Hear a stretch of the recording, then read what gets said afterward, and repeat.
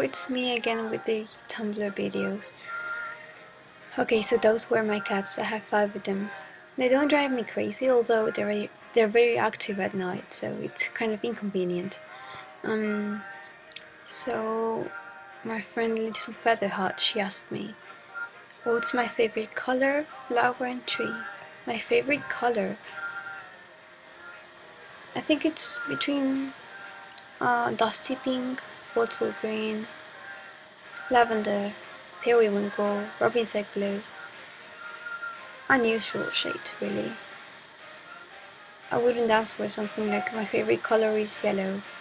I need to find an exact shade to it. And I also like the kind of sky blue you see really early at morning. My favorite flower, I have many. The lavender, forget-me-not, bluebell, foxglove. I'm not really keen on roses because, yeah, they may be beautiful, but they're too common and everyone's favorite flower is a rose. What else? That made me sound like a hipster, didn't it? Yes, I think those are the principal favorite flowers. If I find any more, because I have the giant book of flower fairies, I will let you know. And my favorite tree, I think it's an obvious thing. I kind of present myself as, hey, my name is Josefina and I like the apple tree. My favorite tree is the apple tree for really connected reasons. Everything is connected. That's the tree in my grandmother's country, part of the countryside in which I left letters to the fairies, and they replied.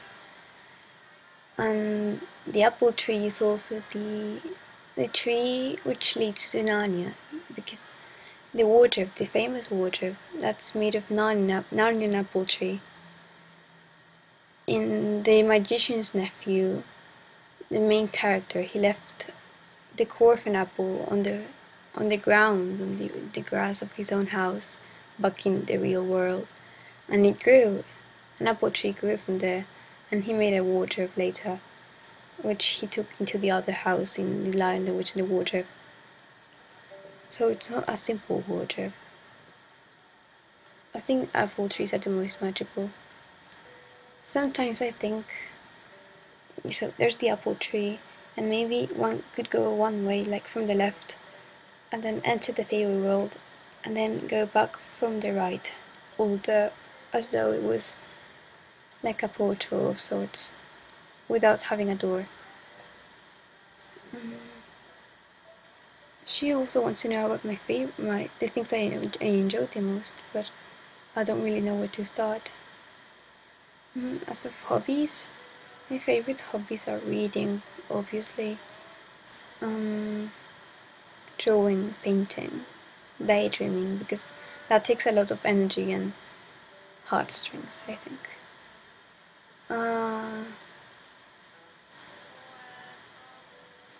I like doing a great many things, but I don't think I can quite remember them on a whim, like right now. And the last paper tiger, that's a lovely name, she asked me for my favorite smells and what pleasant things I associate with them. That's very easy. All my favorite scents come from my grandmother's house in the south, where I was for the last 2 weeks. My favorite scent is petrichor, I think it's called. When the smell of the rain on the soil with all the plants. It's lovely, it brings up all the magic from the earth. And I also like eucalyptus, which is a tree that isn't native from there, but it grows there anyway. Like, it was brought there and now it's a really characteristic scent. I also like the scent of pine trees, and I like the scent of freshly baked cookies, even though I'm not always willing to eat them. It's lovely. I like all the scents you can find in her house, which are mostly like mixes of wood, because even the house is made of wood, and there are many things made out of wood. Another favorite, oh, tobacco. My grandfather, who is an Englishman, he always carries a pipe with him. He has many, but he has one favorite, and he is always smoking a certain type of tobacco, and that scent is marked upon my sight.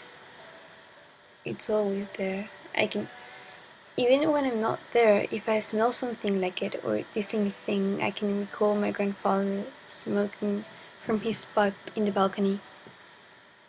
It really marked me. So yes, and then somebody else whose identity shall remain hidden because that's what this person wanted. It asked me about my favorite periods in history. That's hard because I have a lot of favorite periods and I like certain things which I don't always classify in periods. To begin, I really like ancient Rome, especially the pagan period.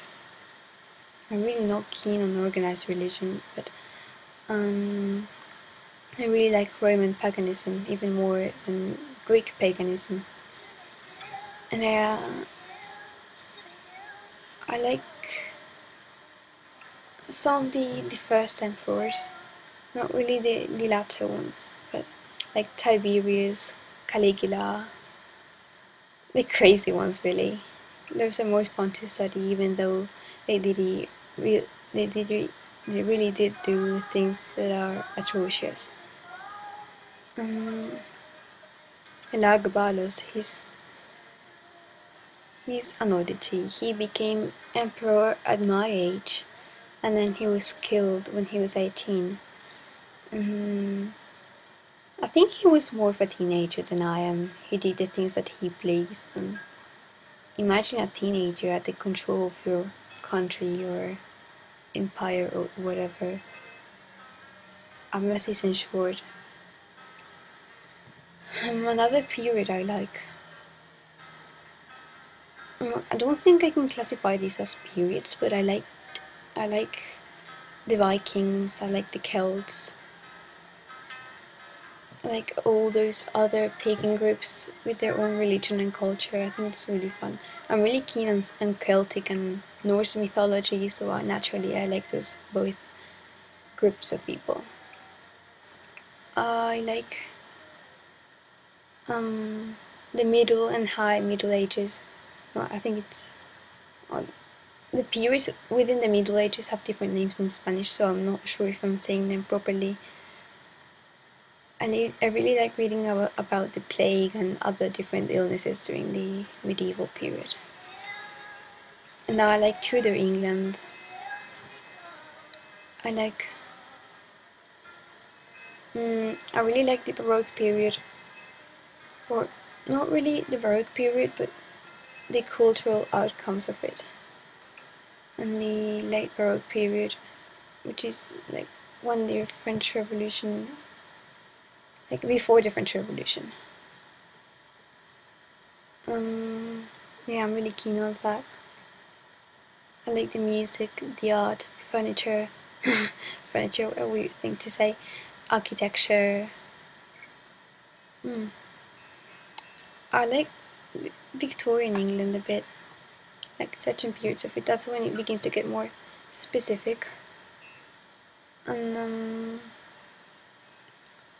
I'm not really keen on modern and contemporary things, which is a real pity because this year I'll have to study it, and I think I will spend my history classes embroidering, as odd as it is to say it and as odd as it is to imagine it, because I'm always the one who's raising her hand in history classes. And I'm a bit shy at the moment, so maybe I would be more specific through text. Anyway, that's it with questions. I don't think I was quite so pleasant or someone that I don't know. Maybe you weren't patient with me because I always take too long thinking of what word to say because English, as easy as it is to type it, it's not my mother language. And when you type it, nobody can tell how long you took to type something. But when you speak, it's noticeable. And I'm really making an effort not to be shy and look into the eye of the camera because I always look towards the floor. And in case you were wondering, my accent, I think it's the outcome of speaking to my grandfather too much in my early childhood, because he taught me all the dogmas in the English language and everything I need to know, more than school did. And I also had a great grandmother from England. He's a native from England. He came to Chile in the 80s. But he's not my biological grandfather. But he feels more like it than the other people, the other two grandfathers. I don't think I have an English accent at all. No, no, nor Welsh or Scottish or Irish or anything like that. Let alone a British accent, because such thing does not exist. It's a coined up term that teenage girls made to to refer to the accent of people they like. For example, my classmates, they like One Direction. I think that's rubbish, but they always say they like their British accent. Excuse me, but Britain consists of 4 different countries, not one, and let alone like the really posh part of London. No. I think I have the English pronunciation though. My grandfather taught me all of it. Like, I always heard him speak, and he taught me how to pronounce different things. For example, he taught me how to say Harry Potter because people always say it's Harry Potter, something like that. And he teaches me, or at least he did. He taught me the right pronunciation for many things. I think he's a bit biased though, because he's really keen on his own country, and sometimes he does not accept that people pronounce things a different way. So, yes. Oh, and I also found my miniature copy of The Little Prince. I take it to school all the time.